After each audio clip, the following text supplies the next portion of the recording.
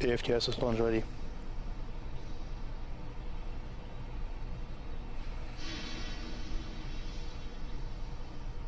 Falcon 9 is in startup.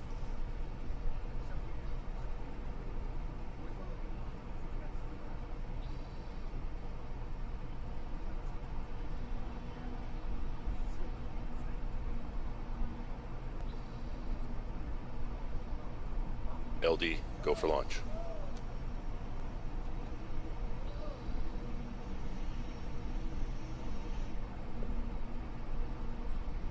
T-minus 30.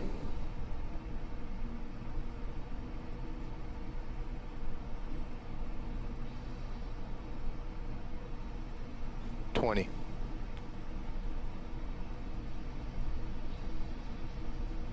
15.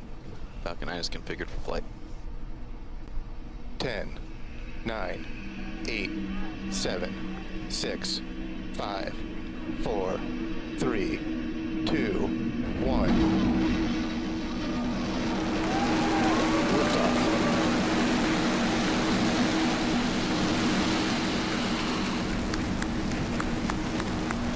Vehicle is pitching downrange.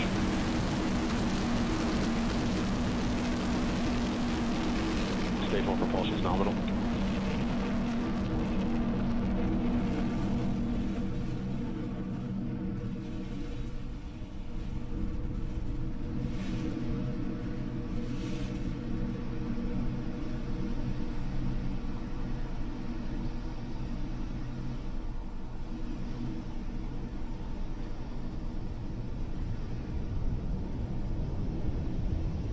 Power and telemetry nominal. For those of you just joining us, you are watching the Falcon 9 as it descends through the atmosphere carrying the POTH satellite to a polar sun-synchronous orbit. Right now, the rocket is approaching what we call max Q. This is the point at which the aerodynamic forces in the rocket are at the greatest. Falcon 9 actually throttles itself down as it passes through max Q and then throttles back up once we're through it. Vehicle has reached maximum aerodynamic pressure.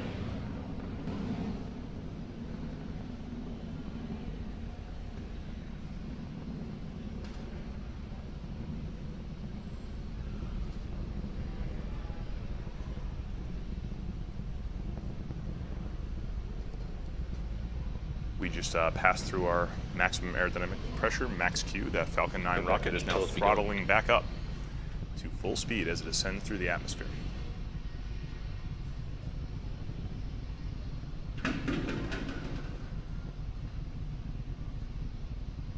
As that first stage ascends higher and higher through the atmosphere, the ambient air pressure starts going further and further down, so you can see those exhaust gases getting bigger and bigger on your camera screen right now.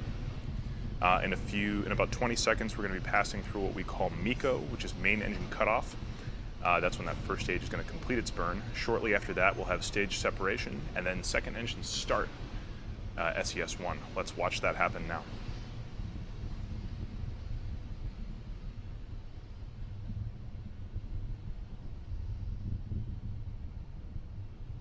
We have MECO.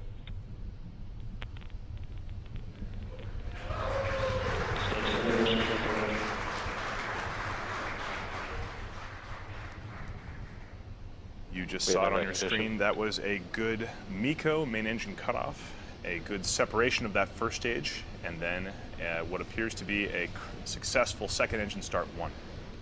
Stand by for fairing deploy. And you just saw it on your screen. That was a successful fairing deploy.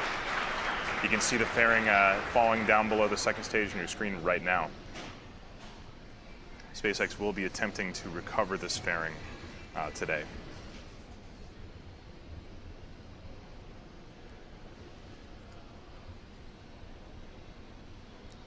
On your screen right now, you can see the Merlin Vacuum D engine nozzle. This is a radiatively cooled engine nozzle, meaning that it vents the heat from those hot exhaust gases by radiating that energy. You can see it glowing red hot, burning that energy away.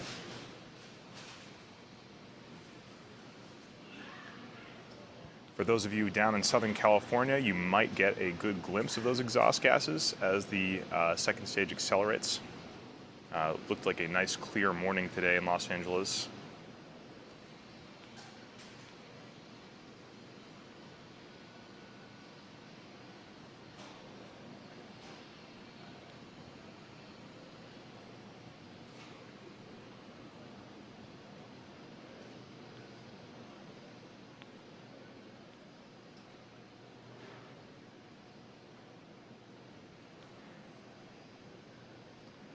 As the second stage ascends higher and higher into orbit, let's talk a little bit about exactly what orbit we're going to today.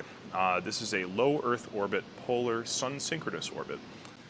Low Earth orbit refers to the height of the orbit above the Earth, so things such as the International Space Station are also in low Earth orbit, but they orbit more along the equator, which is what's called a low inclination orbit. A polar orbit circles vertically about the Earth with respect to its poles, so that it passes over the north and the south poles.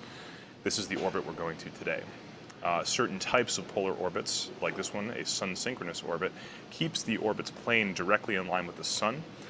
This allows any satellite that's in a sun-synchronous orbit to see all points of the Earth from exactly the same lighting conditions as illuminated by the sun. This is extremely useful for imaging applications, which would be the Hoth spacecraft's primary intended purpose.